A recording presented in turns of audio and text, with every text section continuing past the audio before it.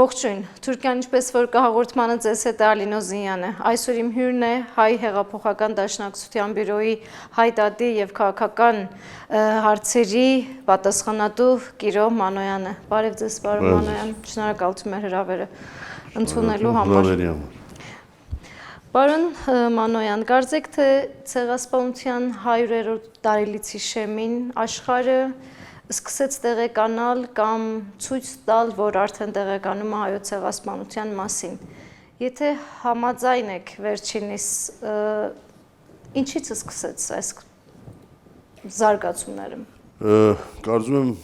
ծանոթացումից անտին է, ինչից սկսեց, նոր չսկսեց, պարզապես 100-րդ տարելիցը որպես խորհրդանշական թվական եւ որպես արդյունք կամ հետևանք այն բոլոր աշխատանքների, որ մինչև հիմա տարվել են, եւ հատկապես վերջին 1 տարվա ընթացքին դարբեր նախաձեռնություններից մեկնելով, կարծում եմ ստացվեց այն, ինչի մասին Թուրքիան արդեն նույնիսկ տարիներ առաջ ասում էր ցունամին, հայոց ցեղասպանության 100-րդ տարելիցի առիթով ցունամին, դա նույնիսկ կարելի ասել մի քանի շաբաթ շուտ սկսվեց, ինչ-որ տարբեր նախաձեռնությունների որպես արդյունք։ Եվ այսօր անհամեմատորեն շատ ավելի տեղեկացված է աշխարհը, եթե մենք դա չափենք այն լրատվության քանակով, որ կատարվում է, քան երբևիցե, որ լուր հաղորդվել է հայոց ցեղասպանության խնդիրների մասին։ Այսինքն վերջին շաբաթներին 30 միլիոնից մինչև 10 միլիոն օրական լուր կա կամ 2-3 օրը մեկ լուր կա ինտերնետի վրա, ճիշտ է դրանց մեկ կարևոր մասը, մեծ մասը կրկնություն է, բայց դա չի նշանակում, որ չի տարածվում, այսինքն կարող է նույն լուրն է, բայց տարբեր մարդիկ տարբեր աղբյուրներից են նույն լուրը կարդում։ Դրա համար էլ կարծում եմ սկսելուց անտին է եւ շատ լավ տեղեկացված են։ Իսկ եթե 1 րոպե անդրադառնանք Եվրոխորհրդանի կողմից վերջերս որտեղ գրված բանաձևին եւ համեմատենք այն 1987 թվականի առաջին բանաձևի հետ, այդտեղ արդեն տարբերությունը հսկայական է եւ մոդեցման եւ տեղեկացվածության, ճիշտ է որ այս վերջին բանաձևն էլ ինչ որ 1-2 խոցելի կետեր տակավին ունի, բայց իր ընդհանուր մոդեցմամբ կարծում եմ շատ ավելի ամբողջական է, քան 87 թվականի բանաձևը։ Այս շաբաթ կրկին Հռոմի Պապը ցեղասպանություն բառը օգտագործեց եւ ավելացրեց, որ հստակ պետք է բնութագրել տեղի ունեցածը, որը կրկին զայրացրեց։ Հռոմի Պապի ասածը, որ դեպքերը ցեղասպանություն որակելը նորություն չէր, նույնիսկ իր պաշտոնական ուղերձում հղում կա 2001 թվականի Հովհաննես Բողոս Պապի եւ Կարեկին II կաթողիկոսի այստեղ կատարված համատեղ հայտարարություն, որ այդտեղից մեջբերված է, որ ցեղասպանություն է, բայց ինչ որ կարևոր շեշտադրումներ կատարեց, որ 20-րդ դարի առաջի ցեղասպանություն, այլ ժողովուրդների ենթարկված ցեղասպանության ակնարկեց, այսինքն նույն շրջանակներում Օսմանյան գայության ժամանակ կամ կողմից եւ ամենակարևորը կասեի ժխտումի քաղաքականությունը քննադատեց դրա հետևանքները եւս դատապարտելով եւ անշուշտ դեղը, վայրը, ժամանակը այն ձևով որ կատարվեց այս բոլորը տարբեր էին 2001 թվականից, եթե 2001 թվականին Ձեռնարկապետ Հայձոյթյան առիթով հրապարակվեց հաղորդակցությունը, համատեղ հայտարարությունը, այս դեպքում ուղիղ ետեր աշխարհի առաջ նույնիսկ թուրքերը շեփորահարել էին այդ պատարագի մասին, ասելով, որ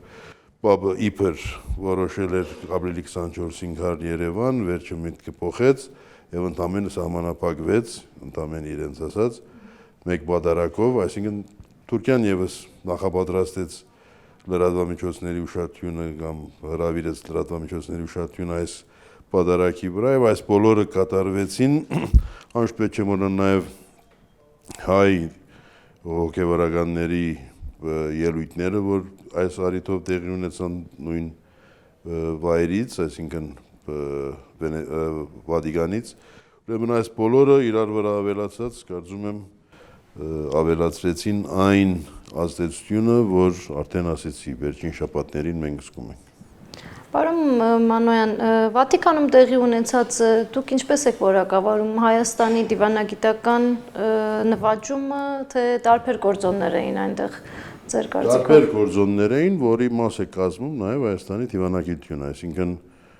գոնե իմ ունեցած դերակատարություններով Հայաստանի դիվանագիտությունը դերակատար եղել է, նախաձեռնությունը կարող է որ Հայաստանի Հանրապետության կողմից չէ, իմ իմացածով ավելի շատ հայ կաթոլիկ համայնքի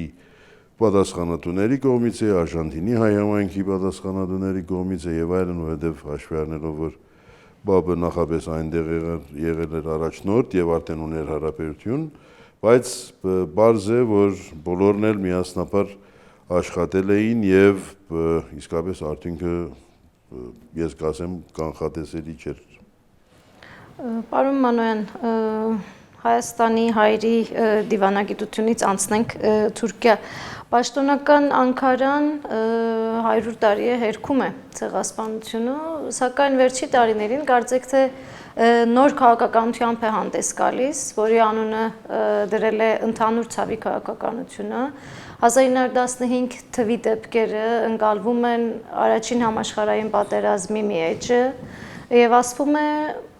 հայերն էլ ունեցան գորուսներ, թուրքերն էլ ունեցան գորուսներ, ավելին հայերն էլ կոտորեցին թուրքերին, կարծեք թե այն հերքողական քաղաքականությունը նոր ավելի փայլուն փաթեթավորումով մատուցում են մեզ եւ աշխարհին։ Ինչ եք կարծում այս մոտեցումը դեռ ինչքան կարող է շարունակվի Թուրքիայի կողմից, գուցե 100 տարի էլ շարունակվի։ Չէ, չեմ կարծում 100 տարի կդիմանա, ճիշտ է որ օրինակ անցած տարի երբ որ Էրդողանը արեց այդ իր ցավակցության մասին ուղերձը հրապարակեց, Դավուտօղլուն խոսեց համատեղ ցավի մասին եւ մոտավորապես հավասար արդարություն կամ այսպիսի բաներ ասում եւ արդար հիշողություն, ուրեմն այդ ժամանակ կարելի է որ այդ բահին մի քանի օր, մի քանի շաբաթ դրական տպավորություն թողեց այն աստիճան որ օրինակ Եվրոխորհրդանի կողմից որտեղ գրված բանացվում ակնարկ կան այդ հայտարարություններին, բայց արդեն Բաբի բادرակից հետո կարծում եմ իրենց այդ նույն ուղղությամբ հայտարարությունները արդեն անհետեթություն են որպես անհետեթություն են ընկալվում, որովհետև այնպես է ստացվում, որ կարծեք ով որ ասի հայոց ցեղասպանություն տեղի ունեցել է, պետք է որ նաև ասի որ համաշխարհային պատերազմ է տեղի ունեցել, համաշխարհային պատերազմի ժամանակ այսքան միլիոն մարդ է զոհվել, որոնց մի մասն էլ Օսմանյան գայսրությունում եւ այլն։ Այսինքն այն ակնկալիքը, որ իրենք ունեն, ավելի շուտ ակնկալիքն է, որ փորձում են հարմարեցնել իրականությունը, դա արդեն նկատվում է, ընկալվում է, կարծում եմ, որ նույն իրականության խեղաթյուրումն է, պարզապես ինչպես ասեցիք, մի քիչ ավելի նուրբ ձևով, բայց ժխտորական քաղաքականությունը շարունակվում է, այսինքն շատ ծիծաղելի է, երբ որ Էրդողանը ասում է, որ մենք էլի ենք առաջարկում պատմապանների հանձնաժողով, նույն նախատեսության մեջ շարունակելով ասելով, որ բայց մեր ժողովուրդը երբեք նման բան չի արել, լավ հիմա որոշեք, եթե պատմապանները պիտի ուսումնասիրեն եւ դուք պիտի եզրակացության հետ համաձայնվեք, այդ ինչ եթե լինի եզրակացություն որ ցեղասպանություն եք կործել, ինչ է նշանակում, չեք ընդունելու։ Այսինքն այս հագաստությունը կարծում եմ արդեն տեսնվում է եւ դրա համար եմ ասում որ չեմ կարծում երկար կտևի իրենց այս մարտավարությունը։ Սա ի վերջո մարտավարություն է, տակտիկա է, եթե ռազմավարության ստրատեգիայի վերածվի, այնքան էլ արդյունավետ չի լինի, որովհետեւ այնպես ինչպես իրենք արեցին օրինակի համար ապրիլի 24-ին տեղափոխելով Գալիպոլի միջոցառումների մի մասը, Բաբի Հայաստան իբր թե գալու եւ պատարակի հարցը, այսինքն իրենք քայլեր են ցերնարգում, որոնք նպաստում են, որ հանրային կարծիքը ավելի ուշադրություն դարձնի հայոց ցեղասպանության խնդրին։ Դրա համար, որովհետեւ այդ, այսպես ասած, քողարկված քաղաքականությունը 1 րոպե, 2 րոպե, 1, այսինքն բան մասշտաբով եմ ասում, ակնթարթային աստեցություն ունի, բայց դրա երկար օգտագործումը արդեն հակառակ աստեցություն ունի։ Պարոն Մանոյան, ինչպես դուք ասեցիք, իրենք այդ ժխտողական քաղաքականությունը փորձում են փաթաթել նաև հասարակության վզին եւ փորձում են ձևավորել հասարակական կարծիք։ Սակայն մյուս կողմից հատկապես վերջի տասնամյակների ընթացքում անհնարին դարձավ դեղեկատվության սահմանափակումը, ինչպես արտասահմանյան երկրի քաղաքացիները, նույնպես Թուրքիայի քաղաքացիներն էլ են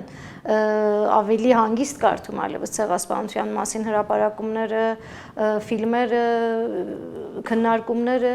եւ վերջի տարիներին դուք էլ տեղյակ եք Թուրքիայում, Ստամբուլի տարբեր վայրերում տեղի են ունենում հիշատակման ցույցեր։ Դուք ինչպես կորակավորեք այս ցույցերը։ Այսինքն այս ցույցերի շնորհիվ հասարակությունը կարողանում է թեկուզ որոշ չափով պարտադրել իր պետությանը ընդունել ցեղասպանությունը, թե ընդհակառակը, սա Թուրքիայի համար լավ դիվանագիտական գործոն է, որ աշխարհին ցույց տա ինքը ինչքան հանդուրժող է, ինքը ինչքան դեմոկրատական կարգերի տերպետությունը։ Որ այդ նպատակներով էլ կարող է Թուրքիան այդ դրսևորումները օգտագործել, կարող է։ Բայց ես չեմ կարծում, որ այդ դրսևորումները համադրված են պետության հետ։ Ճիշտ է, որ պետությունը ինչ-որտեղ հանդուրժում է, որպեսզի նման միջոցառումներ կազմակերպվեն եւ ինչ-որտեղ կուլիսներում մեկնաբանում են, որ օրինակի համար կարելի չէր թույլ տալ, որ նման միջոցառումներ անցկացվեն, բայց ապրիլի 23-ին 24-ին Գալիպոլիի հարց չարձարծվեր։ Այսինքն իրենք փորձում են իբր մեկ կողմից հանդուրժող լինել, մյուս կողմից սակայն այլ գայլեր ձեռնարկել նախ եւ առաջ իրենց ներքին ընդրազանգվածը պահելու, մեծացնելու, որովհետեւ նաեւ չմոռանանք, որ հիմա արդեն նախընտրական շրջան է իրենց մոտ հունիսի սկիզբը խորհրդանական ընտրություններ կան եւ երկրորդ կարծում եմ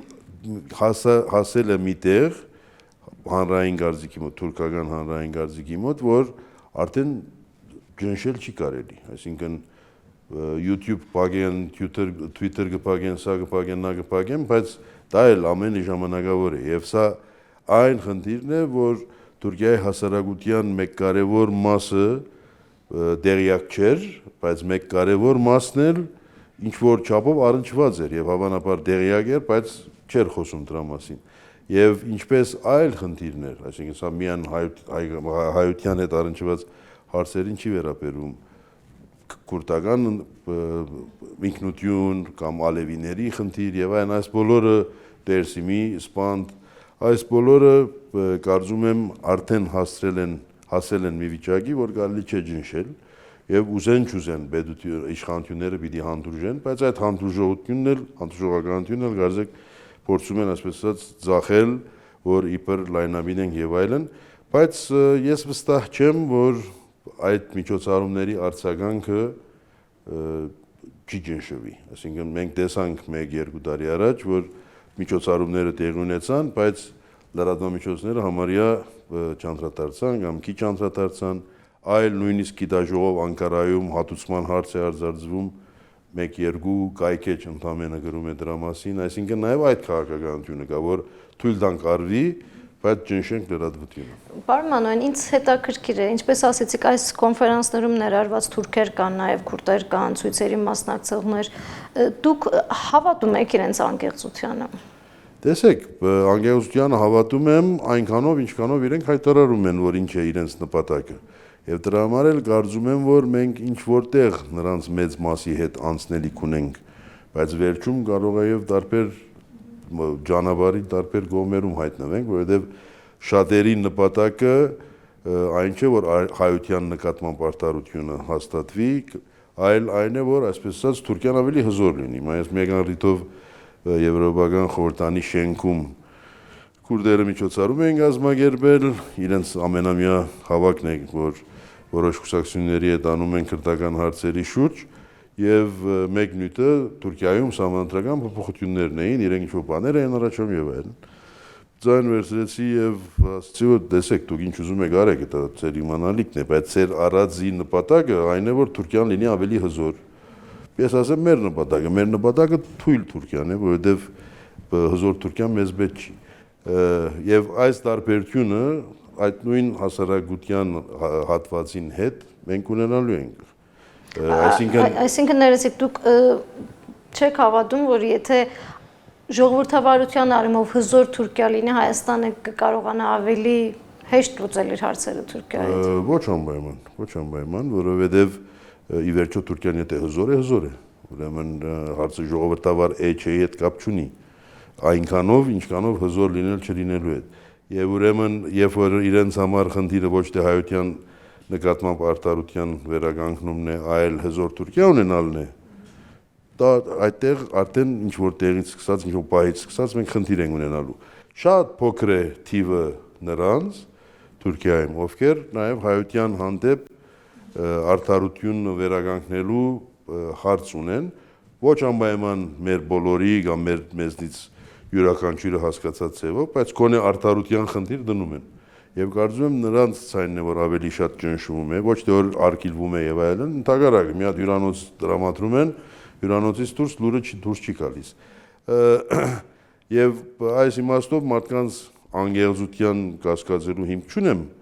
հատկապես նրանք, ովքեր ցեղասպանություն որակումը տալիս են, այսինքն 30,000 ներողություն ստորագրողներին էլ չեմ կասկածում, բայց նախաձեռնողներին կասկածում եմ, ովքեր ասեցին, որ տեսեք առանց ցեղասպանություն ասելու կարելի է, որ մենք լավ երևանք հայերի աչքին։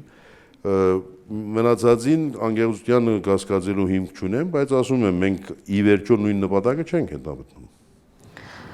Պարոն Մանոյան, վերջին հարցս ինչքան տարածվում է ցեղասպանության խնդիրը, ինչքան ճանաչում են ցեղասպանությունը, կարծեք Թուրքիան ավելի կարծր ժխտողական քաղաքականությամբ է հանդես գալիս, նույն Էրդողանի խոսքերը, որ մի քանի օր է լսում ենք, երբ ասում է Եվրոպան ինչ ուզում է որոշի, մի ականջից կմտնի, մյուսից դուրս կգա։ Եվ ինչպես դուք ասեցիք, կան հույս ունեմ, որ ականջների միջև ինչ որ բան գա եւ այնտեղ ինչ որ բան կմնա։ Եվ ինչպես դուք ասեցիք, կան հակասություններ Թուրքիայում։ Նոր խոսում էինք հասարակության որոշ շերտերի մասին։ Մենք հայերս ինչպես կարող ենք նպաստել այն շրջանակներին, որ ավելի լայն լուսաբանեն եւ ընդունեն ցեղասպանությունը Թուրքիայում։ Մենք անելիք ունենք Թուրքիայում։ Բնականաբար անելիք ունենք Թուրքիայում եւ Թուրքիայից դուրս կասեի ես, այսինքն Թուրքիայի վերջին 150 տարվա պատմությունը ցույց է տալիս, որ Թուրքիայի ներսում փոփոխությունները երկու ուղղությունից եկող ճնշումների արդյունք են, մեկ արտաքին, մեկ ներքին։ Արտաքին ճնշումը այդ ճանաչումներն է, որոնց ամիջական հակազդեցությունը կարող է գոշտ լինի Թուրքիայի կողմից։ Այսօր արդեն երբ որ մի քիչ հետադարձ ակնարկով նայենք օրինակ 40-30 տարի առաջ դեղի ունեցած զինյալ գործողություններին, այսօր արդեն Թուրքիայում բացահայտ մարդիկ ընդունում են, որ այդ գործողությունները իրենց բացասական ամիջական արդյունքով հանդերձ մղեցին հասարակության, որ իր անցյալին նայի, միջազգային ճանաչումները ինչքանով էլ հագարակ արդյունքը տան իբր Թուրքիայում ամիջական իմաստով, անպայման նպաստում են, որ հասարակությունը ասի, որ չհասկացանք, ես կամ մարդ ասում է մի բան կա սրա տակը, լավ, բոլորը չեն ասում, բարձ է, բայց հասարակության մեկ կարևոր հատված կարծում եմ դա անում է։ Ուրեմն արտաքին ճնշումը անհրաժեշտ է շարունակել, երկրորդ ներքին ուղղակի հարաբերության խնդիր կարծում եմ կա, առանց միջնորդների, երրորդ, չորրորդ նպատակների, այլ ուղղակի իսկապես ինչպես Եվրոխորհրդանի բանաձևն էր ասում, որ Թուրքիան ճանաչի ցեղասպանությունը եւ իսկապես սկսի հայ եւ թուրք ժողովուրդների հաշտեցման իրական գործընթաց։ Դրա համար էլ կարելի է անհրաժեշտ է եւ այսօր արդեն տեխնիկապես էլ հնարավորությունը կա, որ ուղղակի մենք կարողանանք Թուրքիայի հասարակության հետ, ես չէի ասում թուրք ժողովուրդ, որովհետեւ միայն թուրք ժողովուրդ չկա Թուրքիայում, Թուրքիայի հասարակության հետ այս հարցերի մասին խոսել։ Շփումը կարևորում է։ Անպայման։ Շատ շնորհակալություն, պարոն Մանոյան։ Այսօր իմ հյուրն էր Հայ Դադի գրասենյակի քաղաքական հարցերի պատասխանատու Կիրո Մանոյանը։ Հետևեք Civilnet-ին։